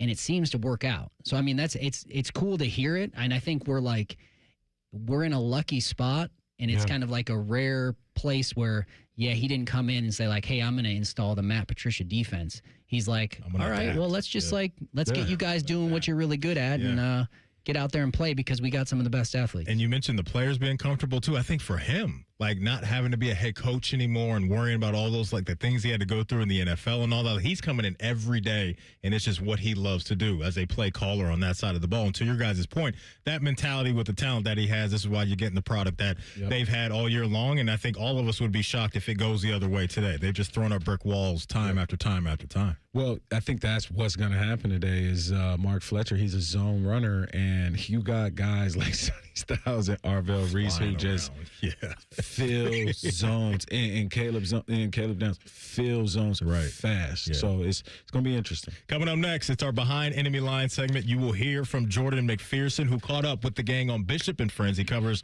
the Miami Hurricanes. He'll have a breakdown of what they're bringing to the field tonight down there at the Cotton Bowl. Next, this is the KeyBank Fan Pregame Show right here on The Fan. If you haven't thought about Buckeye football today, I'm sorry to tell you that you're dead. Our condolences. Your home of the Buckeyes, The Fan. They're trained. They're fired up. Let's do it. When you need heat, they can't be beat. They're Ohio State's undefeated heating and cooling team. For plumbing, drain, heating, and cooling, there's only one team. The Waterworks. Better care, better value, better results. Call the Waterworks at 614-232-2222 or visit them online at thewaterworks.com. A proud sponsor of Ohio State Athletics. When safety matters most, trust the team that never cuts corners. F.E. Moran delivers comprehensive fire protection solutions across Ohio, protecting lives, property, and peace of mind. From fire sprinklers and alarms to backflow prevention, security systems, and fire extinguisher services, F.E. Moran's nationwide team of experts uses the latest technology to keep you compliant and protected. With decades of trusted experience in commercial, industrial, and special hazard protection, F.E. Moran doesn't just meet expectations, they exceed them. Visit FEMoran.com today to learn more. F.E. Moran, protecting what matters most. When it comes to a gun suicide attempt, all it takes is a moment. Heather and I had an argument just like any other couple. I was lost. I had snapped. I had a gun and I was going to take my own life. Heather helped me realize that there was still a life to live for the better of myself, my family. My weapon is now safely put away. A moment of crisis can happen to anyone. Store your guns, locked, unloaded, and away from ammo. Hear more safe stories at endfamilyfire.org. Brought to you by Brady and the Ad Council. Respiratory syncytial virus, or RSV, is a common seasonal virus, but it can have major implications on a patient's heart health. Most RSV cases involve mild cold-like symptoms, but up to 160,000 adults are hospitalized each year for more serious cases. And RSV can escalate chronic health health issues. If you're over the age of 60, talk to your doctor to find out if the new RSV vaccine is right for you. And learn more at heart.org/RSV. My hospital stay would have cost $25,000, but with VA healthcare, it's free. My education would have cost $42,000, but with VA benefits, my books, tuition, and housing are all covered. The down payment for my home would have been $74,000, but with my VA home loan, my down payment was $0. My service was then. My benefits are now. Get what you earned. Visit choose.va.gov. Not all veterans are eligible for the type or amount of benefits mentioned here. As we wonder why our kids are struggling, someone is getting bullied. As we discuss how to improve their mental health, someone is being harassed on social media. As we wonder why they're skipping school, someone is crying themselves to sleep. Knowing the signs is the best way to prevent bullying. Please just leave me alone. Learn the signs at sandyhookpromise.org. All your favorite fan shows are on YouTube, along with those fake YouTube ads like Chew This Gum and It Grows New Teeth. Experience the splendor of Bo sitting in his closet, Timmy Hall's gouty gold chains, and Matty Ice wearing a coat in 90-degree weather. It's all there. Head to YouTube and subscribe today. Fan weather. From the Logan AC and Heat Services Weather Center. Happy New Year's Eve and go Bucks. We're going to see temperatures today get right around freezing, but with gusty winds, it'll feel even colder than that. We will see snow develop later this evening, which could impact your New Year's Eve and Buckeye watch party plans, so safe travels. We will see that snow eventually taper off overnight, turning cloudy with lows in the teens. For the Fan, I'm meteorologist Meredith Garfalo with the 10 Weather Impact Forecast. The only way to do game day. This is the KeyBank pregame show, getting you ready for all things scarlet and gray. Your home of the Buckeyes, the Fan. The fans behind enemy lines. Sponsored by your Central Ohio Ford dealers. Behind Enemy Lines this week is going to be brought to you by Jordan McPherson from the Miami Herald, the gang on Bishop and Friends, Bo Bishop, Eric Reese, Ryan Baker, 9 to noon right here on the Fan. Don't ever miss that. Leading into Rothman and Ice. They caught up with Jordan. Here's his breakdown on the Hurricanes. You finish this sentence for me, my friend. We thank you gratefully for giving us a little bit of your time. This is the biggest game for Miami football since when? Since the 2003 Fiesta Bowl, which I'm pretty sure your listeners know very well. I was curious if it went back that far. Yeah. For the longest time, it's been, can Miami get back? And they've gone through a million machinations over the last 2 decades since that game. It feels like they're closer now than they've ever been. Why is it different with Cristobal than it has been with others who have attempted this, Jordan? I would say it's just the slow build that Cristobal said he was going to do when he got here. He knew the beginning was going to be a struggle. He knew he was going to have to more or less completely overhaul the roster when he got here. Year 1 was a struggle, 5-7. Year 2, 7 wins, get to a bowl game, lose it. Last year, they get to 10 wins. They see how great the offense is, and they saw how big of a gap there was with their defense. And then they overhaul the defense this year, and now they look as close to a complete team as they have had in quite some time. You look at how he's attacked recruiting. Mario Cristobal has always been a fantastic recruiter. You look at how he's attacked the transfer portal to fill whatever stopgaps they need while they have their younger guys developing. It just seems like almost everything has hit, especially over these last 2 years, and that momentum is just going to keep building for them if they're able to keep stacking up the wins like they've done the last 2 years. Jordan, what was the catalyst to get to this point with Cristobal? What behind the scenes got this type of alignment that they're now enjoying? I mean, it was just he was upfront and honest with their administration, with their athletic directors from the jump, going, look, I was here. I played here when it was a national championship caliber program. I know what it takes to get there. Just give me time. And they gave him the time to get the recruits he needed, to slowly start building everything from the bottom up, from the trenches, from the offensive and defensive lines outward. And they saw enough of the glimpses those first couple years to see that eventually something was going to hit. And they really got those glimpses last year with the 9-0 start before obviously falling down, before the brakes fell off with losing 2 of the final 3 to miss the playoffs. but they figured everything. They figured out what they needed to do to improve the defense going into this season. And with first-year defense coordinator Corey Heatherman being able to revitalize that unit and the offense being able to do what it needs to do, they've shown that balance and that overall approach that Cristobal has been wanting to implement since he got here 4 years ago. Talking to Jordan McPherson, covers the Canes at the Miami Herald. He joins us on the Bryant Heating and Cooling Systems fan guest hotline. You mentioned that 9 straight wins last year and then the 2 losses, and then it all kind of went away. It had to feel like deja vu all over again, right? You have the loss against Louisville at home, then they beat Stanford, then they go to SMU and lose to overtime, and it almost felt like I was watching that SMU game, and as that was going final, I'm thinking, wow, they're done again. Like they had all this investment and they're done. What changed over the last 4 games of the regular season that flipped this thing back around and got them to a place now where they'll find themselves in a national quarterfinal? Yeah, you weren't alone in that thought. In the press box, as that game went to overtime, it went, it's happening again. Here we go. But the main message that Mario Cristobal gave to that team was their day after team meeting. He brought everybody in, he turned the lights off, and he basically showed them the highlights of their first 5 weeks. The win over Notre Dame, the wins over USF, Florida, and Florida State, all ranked games at the time they played them, and showed them everything they did right. And then he looked them in the eyes and went, this is what we can be. Realize what we can be. Don't let these last 3 weeks define us. Let's get back to where we were. And then their final 4 games, Syracuse, NC State, Virginia Tech, and Pittsburgh, they outscored opponents 151-41, 110-point differential. They're able to get into that last playoff spot. And then they have to play a gritty game against Texas A&M. The offense was not clicking until the very end. The defense had to do literally everything and rose up to the occasion. The 3 takeaways, 7 sacks, 9 tackles for loss. You probably couldn't have drawn up a better defensive performance in that type of environment, in the biggest stage that most of these players have played in on this team. And it just was the latest data point, the latest moment of validation for this team getting into the playoffs and now getting a chance to go up against Ohio State in the second round. Yeah, and of course your quarterback has played Ohio State in the playoff. He did so at Georgia.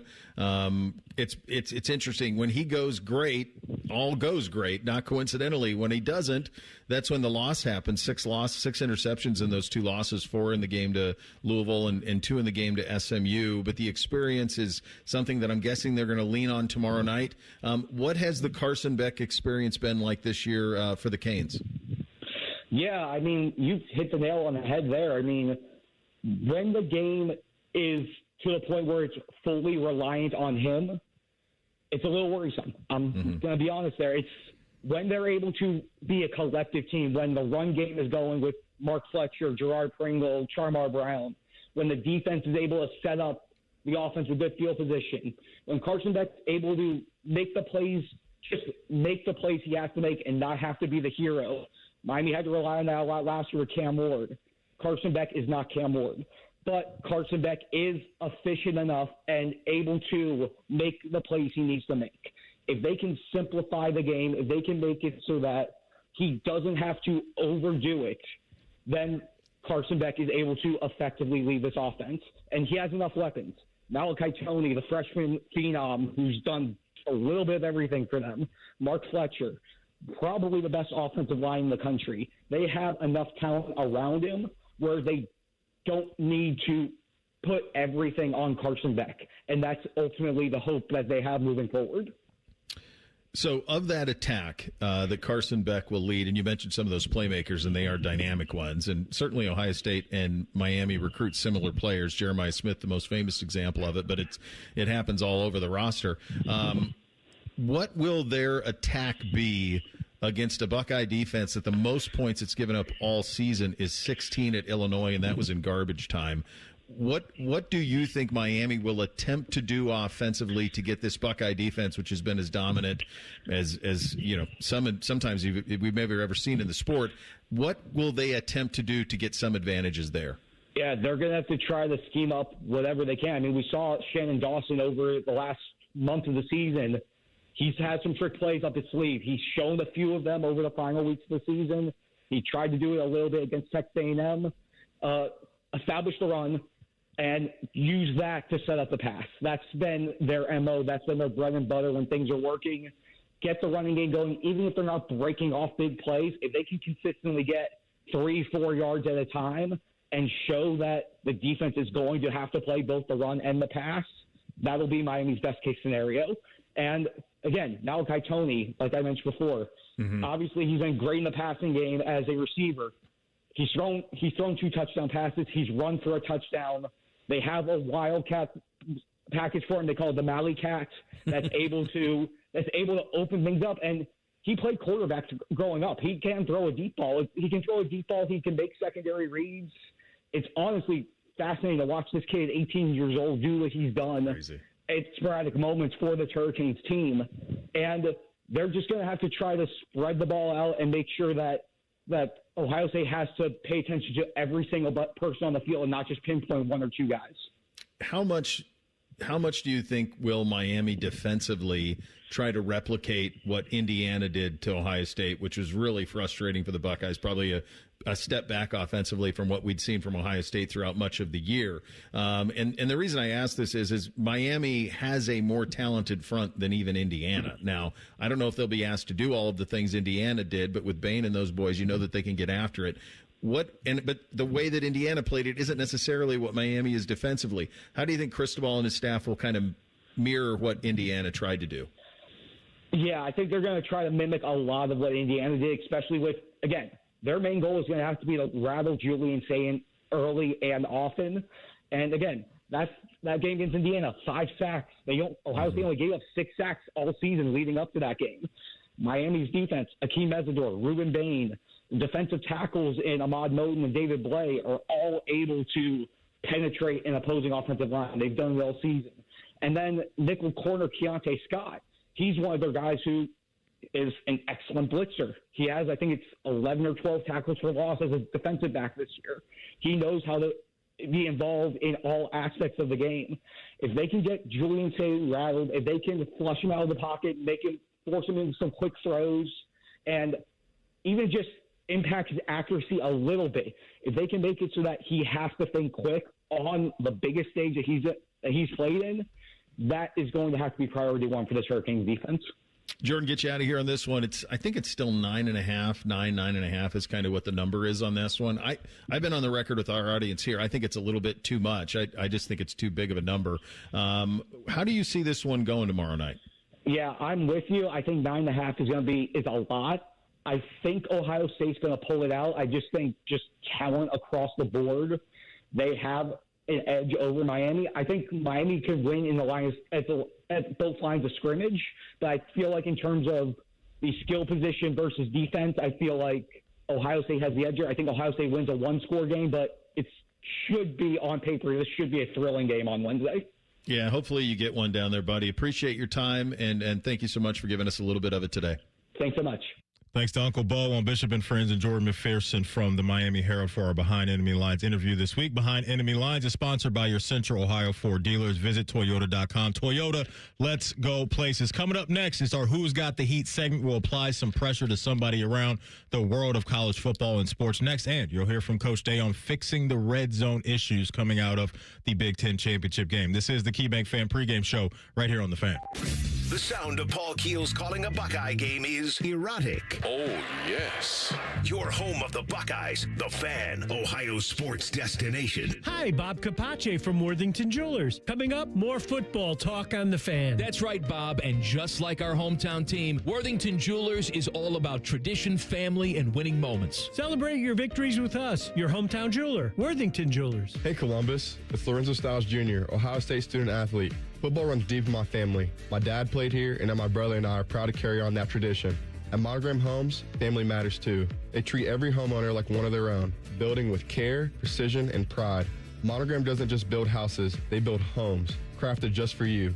So whether you're starting your first home or designing your dream space, Monogram Homes has got your back every step of the way. Visit monogramhomes.net to start building today. Monogram Homes, a builder you can trust. Hi, Bob Capace from Worthington Jewelers. Coming up, more football talk on The Fan. That's right, Bob. And just like our hometown team, Worthington Jewelers is all about tradition, family, and winning moments. Celebrate your victories with us, your hometown jeweler, Worthington Jewelers. Toyota-thon is on. Wrap up the year with a new Toyota. Now through January 5th, get 4.75 APR financing on remaining new 25 Corollas and Corolla hybrids. Excludes GR and Corolla Cross. Or lease a gas-powered 26 Corolla LE for $199 a month for 39 months with $36.99 due at signing. With approved credit through TFS. Tax, title, and license extra. Call 1-888-36-TOYOTA for details or go to Toyota.com. Toyota, let's go places. Okay, let's go. Top row. EYECARE? Good. Next row. AM America? iCareAmerica.org? Yes. I Care America helps seniors who haven't had a medical eye exam in 3 or more years. They also help those with an increased risk for glaucoma, and the appointment is often free or at no out-of-pocket cost. It's easy to see if you qualify. Go to EYECareAmerica.org. My son Ian was diagnosed with a brain tumor at the age of 16 months. The outlook was pretty rough. I mean, it was, we had no hope until St. Jude rescued us. I mean, they saved him. To this date, we are 12 years into this journey, and from day one, we've never once seen a bill. It gave us the peace of mind to know that we're there with our son, and we're gonna beat cancer together. Now, he is doing really, really well. He's alive because of what St. Jude has done. He's here because of the doctors who came before, their blood, their sweat, their tears, the knowledge accumulated and shared, with everyone else around the world. This is how we get rid of this, how we help kids beat cancer all over. It's the future. Together, we will make cures possible for every child everywhere. Learn more at stjude.org. When the Cotton Bowl is over, flip on 10 TV for the ultimate postgame show. Tom and Adam are live from Dallas with Timmy and Nicole in the studio. Ring in 2026 with a Buckeye victory live on 10 TV and streaming on 10 TV Plus. This is the Fans Game Day Scoreboard. This Game Day update is sponsored by Mutual Federal, proudly serving Columbus with personal and business solutions at mutualfederal.com. Happy New Year's Eve. I'm Jacob Reimer. After 24 days, the much-anticipated Cotton Bowl matchup between number 2 Ohio State and number 10 Miami is finally here. Kickoff tonight from Dallas is at 7:30. Paul and Jim get their coverage started here on The Fan at 6 o'clock. Other bowl games going on right now. Number 23 Iowa beats 14th-ranked Vanderbilt 34-27 in the ReliaQuest Bowl. Duke leads Arizona State 21-14 in the second quarter of the Sun Bowl. The Citrus Bowl is also live in the first quarter between number 18 Michigan and number 13 Texas. The Longhorns leading 3-0 early in that one. And getting started here at 3:30, Nebraska takes on 15th-ranked Utah in the Las Vegas Bowl. Breaking sports news when it happens on The Fan, Ohio's sports destination. The ultimate way to get ready for another Buckeye victory. You're listening to the KeyBank Pregame Show. Proud to be your flagship home of the Buckeyes, The Fan. As you prepare for another Buckeye football Saturday, one very important question remains. Who's got the heat? Sponsored by Buckeye Heating, Cooling, and Plumbing since 1948. All right, welcome back in. Matty Ice, Dane Sanzenbacher, Devere Posey getting you ready for Ohio State, Miami. Just a few hours away. Cannot wait, fellas. Depot, I want you to lead us off. Who you putting some heat on today? Yeah, I think he was one of the people already put heat on this season, and we get to play against him today. Carson Beck. I mean, you talk about a guy who is clean, like Kenyatta Jackson mentioned. He looks like a first-rounder when he has a clean pocket. But when you dirty and muddy up the picture a little bit, get his jersey a little dirty, he is one quarterback that doesn't stick out in a crowd. And I think that's just what we do today.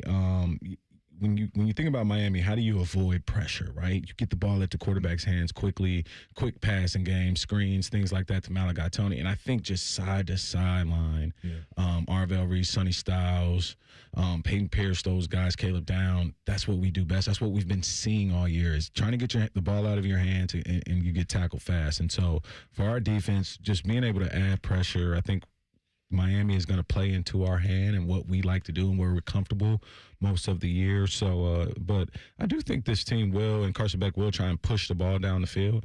But the Louisville game comes to mind, right? Like the 4-interception game. I don't know if you guys got to see it. It was like on a Friday night or something like that. And he just looked really rattled with pressure and trying to drive the ball down the field. And if we can get him in that mindset, frantic like that, that pressure, it does bust pipes. No doubt. I mean, even going back to some of the work he was putting in at Georgia, some of those games popped up for him, right? Yep. Where he just can't get out of his own way. Sometimes, for me, fellas, it's I'm putting some heat on the Buckeye offensive line. It's just got to be that for me. I made a huge mistake years ago when the Chiefs were playing the Patriots. The Chiefs were playing the Bucs in the Super Bowl.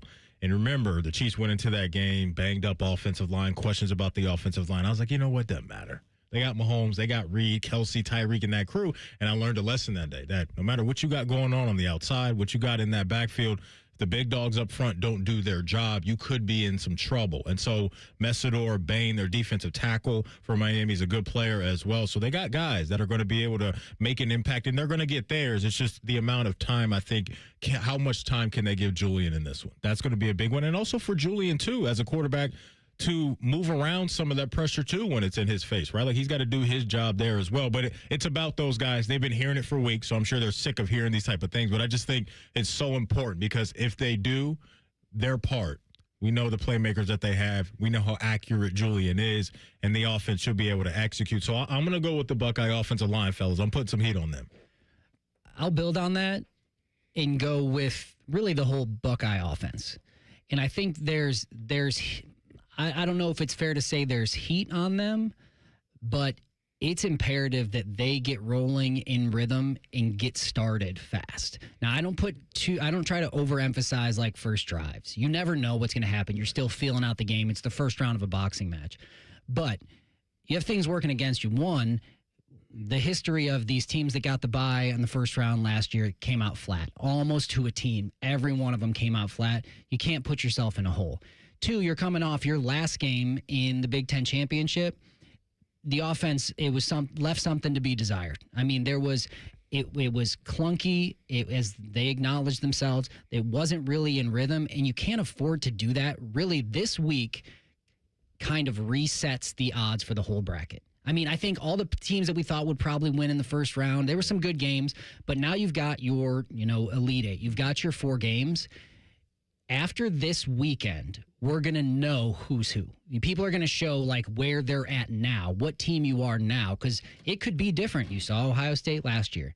We don't know yet, but I think now is the time for Ohio State, especially on offense. We know who the defense is, but to establish who they are on offense and do it early, because you got it. You don't want to get into like another 10-13 match with Miami, because it's not sustainable for if you're trying to go back to back here, if you're trying to make the long run here, it's not sustainable. So with that offense and those decisions and the pressure, you have the play caller. Now we have these 4th down decisions. I remember there was a lot of instances in the Michigan game, the Georgia game. Do we go for it? Do we punt? Do we kick? We had the missed kick in the Big Ten championship game. Interesting to see, the level of risk with the play call and the level of backed up in our own area. Do we go for it? Do we have this confidence in Bo Jackson and those guys? And that starts at the top. And like a mind, like not like just calling plays with, I want to win the game. Not every play, but I'm gonna stay aggressive. Yeah, I mean, it's tough. I just think of this Ohio State team last year, and it's a completely different team, and you don't know. But what comes to mind is how differently they played when it was win or go home. Like it was, and I think that was as much of the change as it was, sparked by losing to Michigan. I think it's a completely different game when this is it. And I think when you have guys and you have stars and you have the talent, it rises in those types of games. So I think, the play calling on one end, you could be like, well, is there going to be confusion because now there's this change before this game? Yeah, I could see that. But the other side says, well, history tells me when Ryan Day was a coach last year and we had these questions and so many more going into that Tennessee game, and the lid came off. He was there for that. He was there. And then after that game, nobody was questioning any play calling, any mindset, any going for it on fourth. You hit that rhythm. So that's what I would like to see. And I have both optimism and caution. Who's Got the Heat is brought to you by Buckeye Heating, Cooling, and Plumbing since 1948. I want you guys to hear from Coach Day. One of the big issues coming out of that game against Indiana was, they marched down the field. They just didn't execute. They didn't come away with hardly any points the way that you really want to. Here he is on fixing those issues. Well, you try to figure out, all right, do we need to have the right – is it a personnel issue? Do we have the right people in the game? Then the second thing is, how is the scheme? Is it a good scheme? And then are we coaching it correctly? And so anytime you look at something that's not working, you look at those three things. And so we looked at all three of those things and making sure that we have the right things in place. I looked at a lot of it. We looked at a lot of it. And so, we're going to do everything we can to make sure we put our guys in the best situation to be successful. That's it. We felt like we moved the ball in the last game, but we just didn't finish those drives. And that was the difference between the game. And I think anytime you're in these matchup games like this, it can come down to situations. Who's converting on third down, who's converting in the red zone, and then vice versa on the other side of the ball. Fellas, here's what I want to do. I want to go to break now and give us as much time to give our final thoughts on the game in our East to West segment next. We'll do that and talk a little bit about Michigan's hire because they've now found their head coach. So we'll do that and hit you with our final thoughts on Ohio State and Miami after the break. It's the KeyBank Fan pregame show right here on The Fan. Bo Bishop is a media legend. We have no idea where the other guys came from. Bishop and Friends. Weekdays from 9 to noon. The Fan. When safety matters most, trust the team that never cuts corners. F.E. Moran delivers comprehensive fire protection solutions across Ohio, protecting lives, property, and peace of mind. From fire sprinklers and alarms to backflow prevention, security systems, and fire extinguisher services, F.E. Moran's nationwide team of experts uses the latest technology to keep you compliant and protected. With decades of trusted experience in commercial, industrial, and special hazard protection, F.E. Moran doesn't just meet expectations, they exceed them. Visit femoran.com today to learn more. F.E. Moran, protecting what matters most. They're trained. They're fired up. Let's do it. When you need heat, they can't be beat. They're Ohio State's undefeated heating and cooling team. For plumbing, drain, heating, and cooling, there's only one team. The Waterworks. Better care, better value, better results. Call the Waterworks at 614-232-2222 or visit them online at thewaterworks.com. A proud sponsor of Ohio State Athletics. Teachers are dynamic leaders, shaping a new generation. They bring a variety of perspectives from diverse backgrounds, innovating how they teach to prepare students for our fast-changing world. Achieving this takes skill and expertise. They're tireless explorers, creatively discovering a universe of solutions, telling stories, experimenting, inspiring, mentoring, connecting cultures, and connecting with each other. Leading by example. Experience the unique joy of helping students thrive. Teaching is a journey that shapes lives. Are you ready to begin? Explore teaching at teach.org, a campaign supported by the U.S. Department of Education, teach.org, and 1 million teachers of color. I'm Shanola Hampton. Every day, millions of people face hunger. Today, I will share with you some of their experiences. I'm stuck between paying for medications or paying for food. John from Maine. After paying my bills, I can buy groceries. It's sad to say, food comes last. Alice from Oregon. I thought pantries were for less fortunate people, but anybody could be less fortunate in a day or even a second. Claire from Virginia. The Feeding America network of food banks helps provide over 6 billion meals to people in need each year. No one should have to worry where their next meal will come from. Together, we can end hunger. Learn more at feedingamerica.org.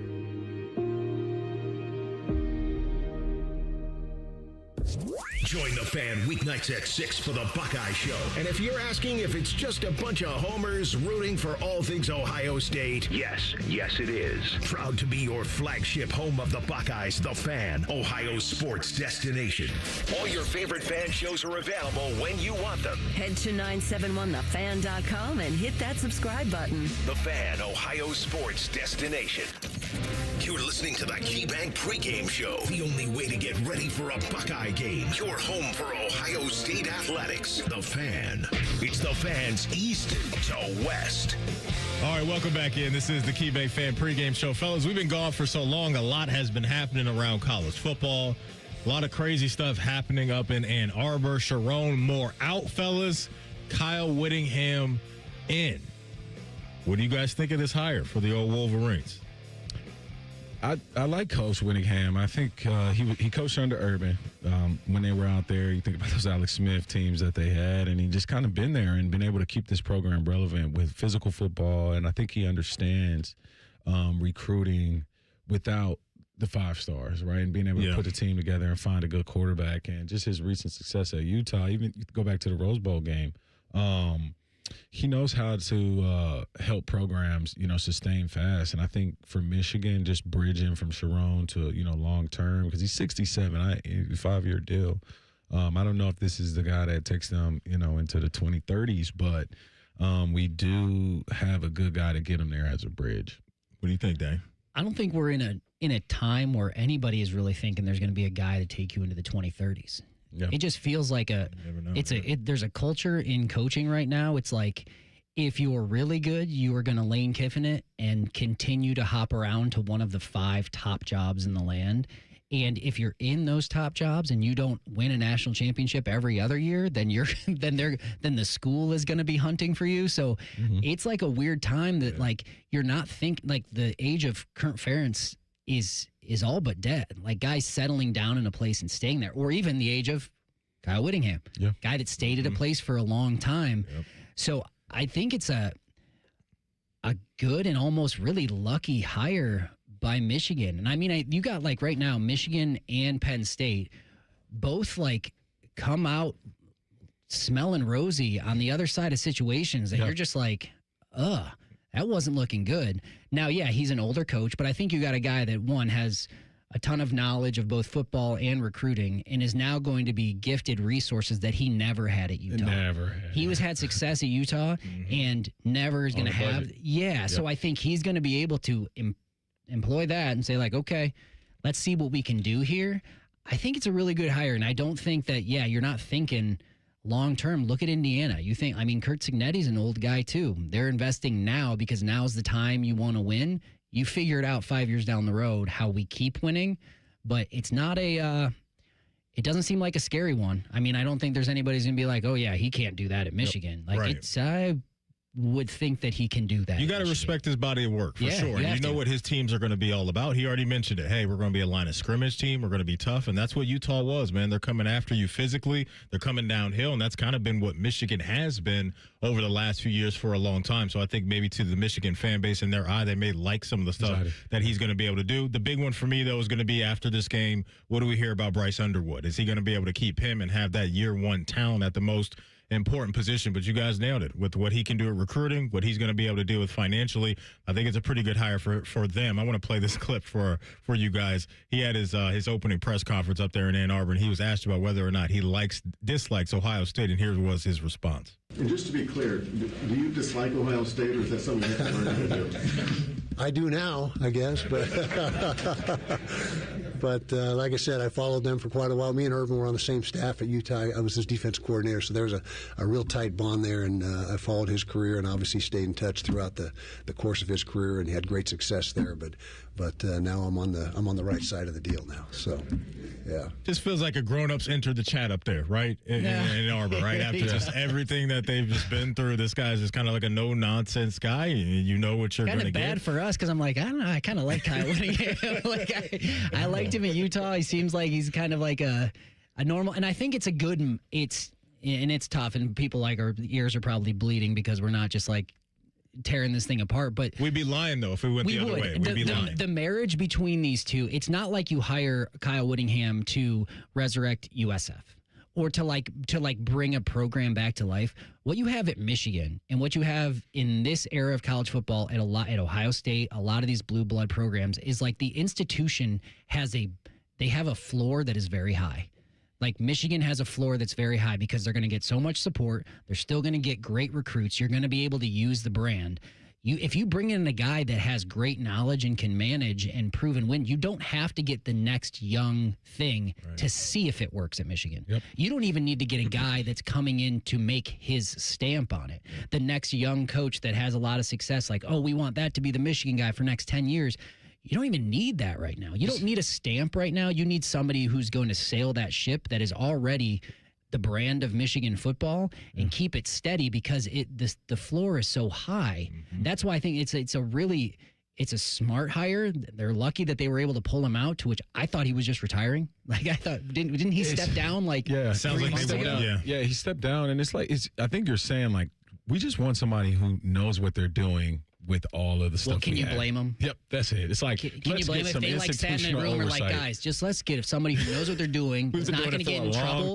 Like we could be. This shouldn't be this hard. It shouldn't be this hard. Yeah. So I think you brought it up. Penn State, you hire Matt Campbell. He's got a similar vibe to me. Knows what he's doing. Much younger guy, clearly, but knows what he's doing.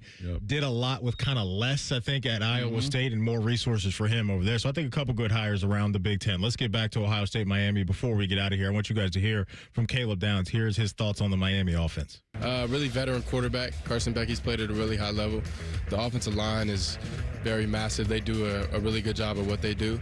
And then the skill positions, they've been playing really well all year.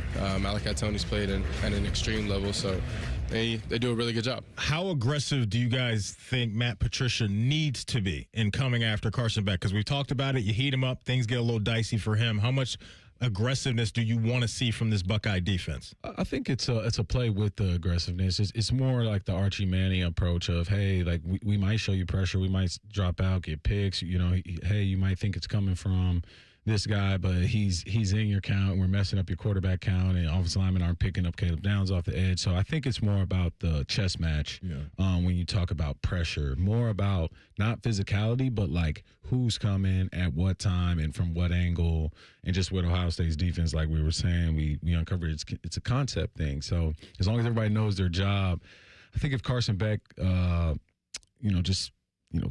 doing his 5-step, 7-step drops, like he's going to have problems just reading more than anything than physicality. What do you think, Dave? DeVere made that point in the Texas pregame at the beginning of the season. I think it does make a lot of sense here, too. There's different kinds of pressure. We say pressure is like, that doesn't mean line up and blitz. Line up and, quote-unquote, bring an extra guy. There's pressure by confusion. And, Carson Beck's a veteran quarterback, but you can still kind of sow those seeds and force pressure in the quarterback's head without actually heating him up. I think that's probably it. I don't see this defense or Matt Patricia going too far outside of their lane to adjust to this Miami offense. I think what they've got is a formula that makes sense, that can result in pressure, even if you're not sending an extra guy and putting yourself vulnerable in the back end. So I wouldn't think they adjust too much to what Miami is doing in order to manufacture it. I think the more interesting side of this game is the other side of the ball. Ohio State on offense. Ohio State on offense. Okay. One thing that we haven't brought up much, I want to ask you guys before we get out here last couple of minutes, is the run game for Ohio State. When you have elite pass rushers, I've heard you run at those guys, right? Maybe wear them out or try to wear them out that way. How would you guys approach that as a play caller with Bo Jackson, that crew, and maybe trying to neutralize an elite pass rush? Yeah, play action. Obviously, zone reads and stuff like that, putting guys in a position to where, hey, you want to pin your ears back, but here comes this draw right down, the middle of the defense. And so how can we get Bo Jackson going? Freshman All-American, the Michigan run for me, the dead leg and what we kind of saw there, and just the consistency in the Big Ten game. I just can't get for the life of me why he comes out in red zone. Like, I don't know why. I think it's a body type thing. Like, they want a little bit more of more oomph there, maybe? Well, I wonder, it's like, hey, he's got us down here. Let's get a fresh body in there. Like, I've always looked at running back like that, and so maybe that's their approach. But I think he's that type of back that should stay in. So we'll see how much he gets in the red zone tonight. What do you think of the run game tonight, Dave? I think, Bo Jackson's progressed so much over the year. The more, the better for me. I know you want to do it by committee, but it's one and done season, right? That's what I mean. And you look at the Indiana game. I mean, he was still moving the ball. Like, he was finding a spot where it wasn't there. And I've got to think he's a young guy with a little bit of extra rest that you might start to see like those Travion Henderson type legs. You know, when you saw him like when he was playing and he was fresh, and you're like, whoa, yeah, that's different. With the confidence. Yeah, like you know where you're going. Yep. So I think that's best case scenario you get going. Now I think like the offense might have to do a little bit to manufacture some rhythm in the beginning to kind of, because you don't want that defensive line, that Miami defensive line taking over the game. A 3 and out after a break is tough. Yeah, you want to get the ball out of Julian's hand, get everybody touches, get it to your athletes to get yourself in the rhythm of the game so it doesn't start off like they're coming off the sideline after the first couple series like, whoo, those are some guys out there. You don't want them to feel that. For sure. No, it's good stuff. Fellas, great stuff out of you guys today. Absolutely. Happy holidays again to you and yours. Happy New Year's Eve to everybody. Shout out to my guy TLC on the board. Great work out of you. Hey, coming up tomorrow on The Fan, it's New Year's Day, but we're going to be here with normal programming, so we will have all the Buckeye and Hurricane reaction that you want. We're going to hand this thing over now to Anthony Rothman, Dave Biddle, and the former Buckeye Joshua Perry. This has been the KeyBank Fan Pregame Show right here on The Fan. During this 10-second promo, Rothman will lose money gambling on something. People like you come here and blow the family nest egg that built this town. Rothman and Ice. Weekday